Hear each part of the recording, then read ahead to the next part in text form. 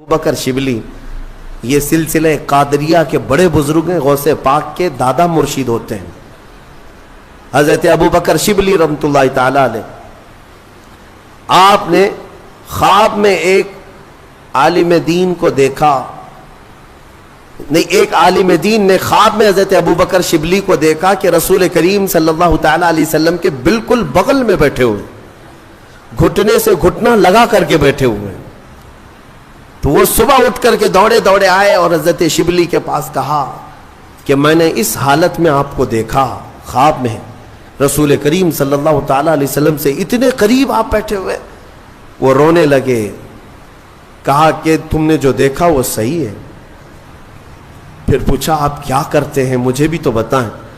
حضرت شبلی نے یہ فرمایا، میں ہر فرض نماز کے بعد یہ پڑھتا ہوں، لقد جاءکم رسول من انفسکم عزیز علیہ ما عنتم حریص علیکم بالمؤمنین رؤوف الرحیم۔ میرا یہ عمل ہے، بس اسی کی پابندی کی بنیاد پر میرے آقا نے مجھے اتنا قریب کیا کہ جب بھی دیدار ہوتا ہے حضور کا تو مجھے بالکل قریب بٹھایا کرتے ہیں۔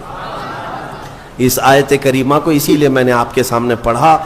الحمدللہ ہمارا معمول ہے بہت سالوں سے، اس کے تجربات بھی ہم نے دیکھے، اس لیے آپ سب بھی اس کا ورد رکھیں، ہر نماز کے بعد اس آیت کو ضرور پڑھا کریں۔ یہ دو آیتیں سورہ توبہ کی آخر کی، اس میں میرے آقا صلی اللہ تعالی علیہ وسلم کی تعریف میں مولا نے فرمایا عزیز علیہ ما عنتم، ایک کہ انہیں تمہارا تکلیف میں پڑنا دیکھا نہیں جاتا، دوسرے یہ کہ وہ ایمان کی طلب رکھتے ہیں تمہارے، صرف اور صرف تم ایمان لے آؤ، حضور کی یہی ایک طلب ہے، یہی خواہش ہے۔ آپ کو پتہ ہے وہ مکہ کا وقت ایک مرتبہ ایسا ہوا کہ ابو جہل ظالم مردود لعین نے میرے آقا پر ہاتھ اٹھائے تھے حرم پاک میں، خانہ کعبہ کے اندر۔ حضور اکرم صلی اللہ تعالی علیہ وسلم پر ہاتھ اٹھایا اور زخمی کیا۔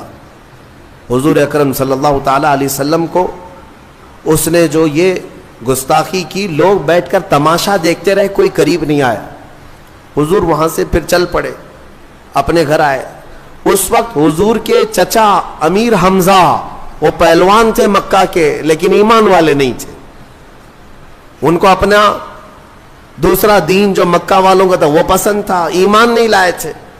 کافی لوگ لا چکے تھے لیکن امیر حمزہ نہیں لائے۔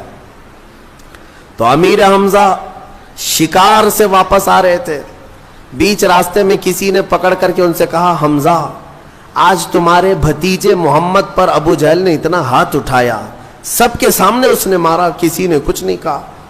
امیر حمزہ کو غیرت جاگ گئی، اپنے بھائی کا خون تو ہے، ایمان لائے ہوئے نہیں ہے، کفر میں، اس کے باوجود حضور پاک صلی اللہ تعالی علیہ وسلم چونکہ سگے بھتیجے ہیں امیر حمزہ کے، غیرت جاگ گئی، حضور کے پاس آئے ہی نہیں، سیدھے حرم میں گئے۔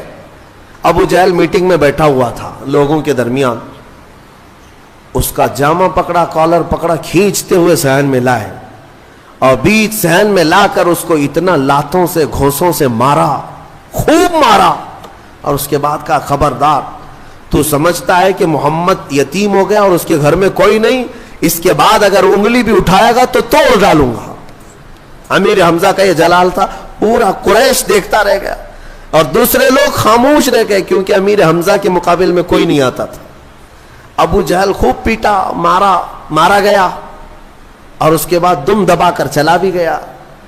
امیر حمزہ چونکہ بدلہ لے چکے تھے اور آواز بھی بلند ہو گئی لوگوں کے درمیان کہ ہاں محمد کو جتنا صلی اللہ علیہ وسلم اس نے ابو جہل نے ہاتھ لگایا اس سے کئی گنا زیادہ تو امیر حمزہ نے پیٹ ڈالا اس کو۔ حضرت امیر حمزہ آئے حضور کو ڈھونڈتے ہوئے کہ خوشخبری دے دوں، کہاں ہے؟ حضور ایک جگہ بیٹھے ہوئے تھے، آئے، کہا، بھتیجے آج کا حادثہ مجھے پتا چلا کہ اس مردود نے تم پر ہاتھ اٹھایا، مجھ سے برداشت نہیں ہوا، میری غیرت نہیں، گوارا نہیں کیا، میں آتا بھی تم سے ملنے تو کیسے آتا، اس لیے سیدھے میں شکار سے حرم میں گیا اور پہلے اس کو اچھی طرح سے پیٹا ہوں، لوگوں سے پوچھو، خوب مارا ہوں، اور پھر تمہارے پاس آیا ہوں، بدلہ لے چکا ہوں۔ حضور سنتے رہے، امیر حمزہ بولتے رہے۔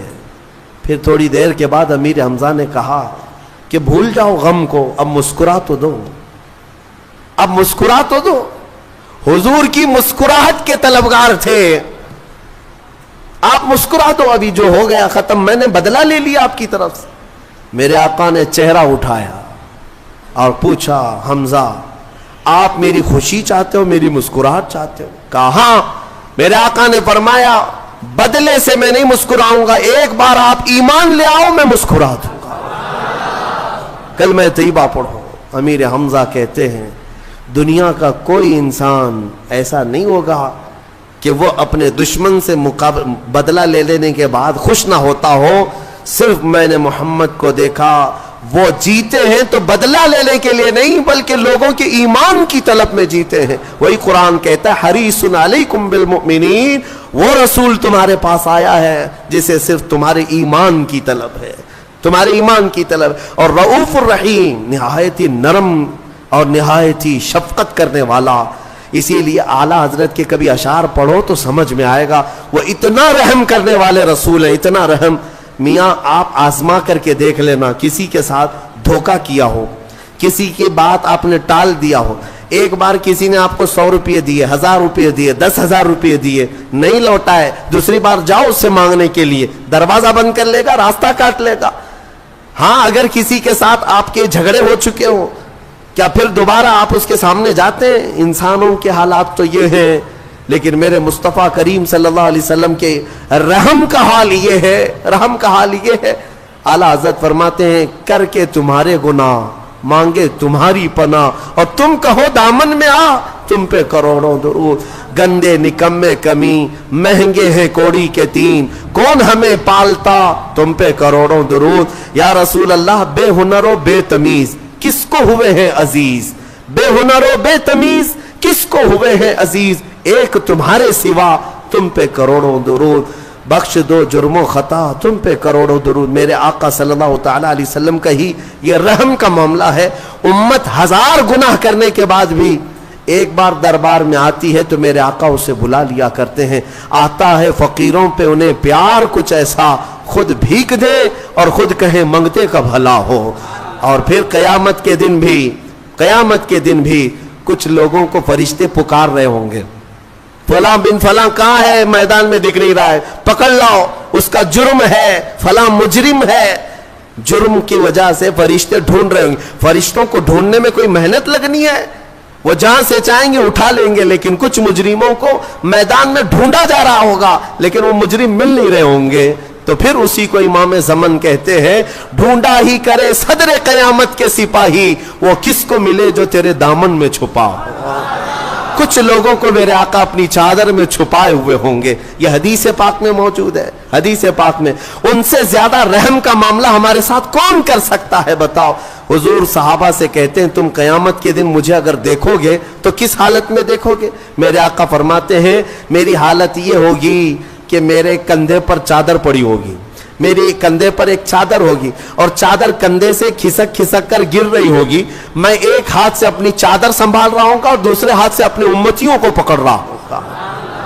अजीज बच्चे को माँ जिस तरह तलाश करे, खुदा गवाह है यही हाल आपका होगा। जैसे अजीज बच्चे को माँ यहाँ ढूंढती है, कहाँ है मेरा बच्चा, हुजूर अकरम सल्लल्लाहु अलैहि वसल्लम कयामत के दिन अपनी उम्मतियों को ढूंढ रहे होंगे।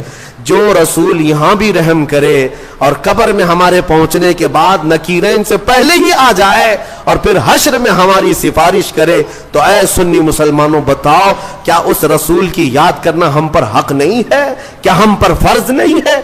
हमारे लिए यही तो हमारा ऐन शिवा बन जाए, हमारा दस्तूरुल ऐन बन जाए, जिंदगी का हमारा मेन मकसद ये बन जाए कि दम में जब तक दम है जिक्र उनका सुनाते जाएंगे, दम में जब तक दम है जिक्र उनका सुनाते जाएंगे। इसी बात पर मैं गुफ्तगू खत्म करता हूँ। आज ले उनकी पनाह, आज मदद मांग उनसे, कल न मानेंगे कयामत में अगर मान गया। ऐ मेरे अजीजों, इसी में आफियत है, इसी में बरकत है कि इस बात पर जमे रहो और इसी बात पर दुनिया से जाओ। उन्हें जाना, उन्हें माना, न रखा गैर से काम, लिल्लाहिल हम्द मैं दुनिया से मुसलमान गया।